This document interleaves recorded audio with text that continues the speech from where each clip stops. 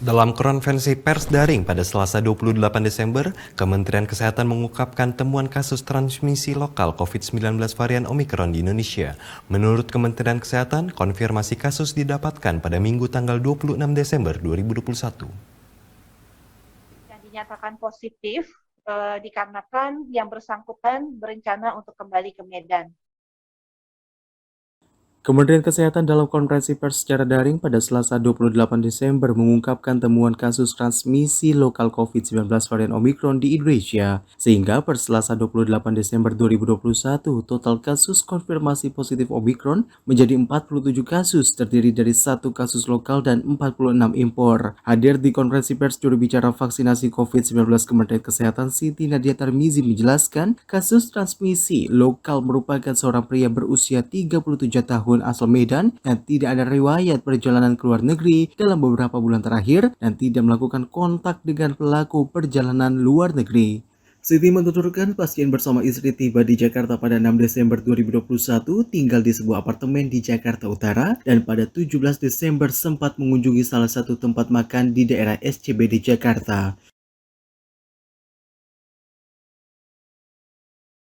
Dan pada tanggal 19 Desember melakukan tes antigen yang dinyatakan positif dikarenakan yang bersangkutan berencana untuk kembali ke Medan. Lalu dilakukan PCR pada tanggal 20 Desember dan konfirmasi Omikron didapatkan dari laboratorium DSI pada tanggal 26 Desember.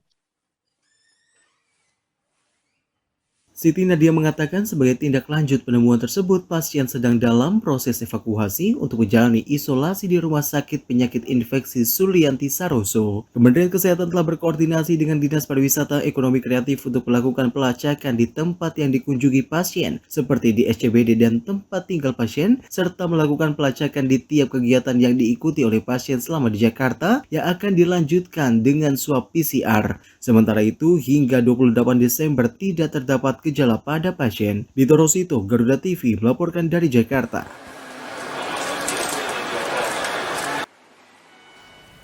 Suku Dinas Kesehatan Jakarta Utara pada Selasa kemarin menjemput istri dari warga yang positif COVID-19 Omikron di apartemen kawasan Pluit Penjaringan setelah dipastikan juga positif COVID-19. Ia dijemput untuk dikarantina dan dilakukan monitoring di Rumah Sakit Penyakit Infeksi Sulianti Saroso.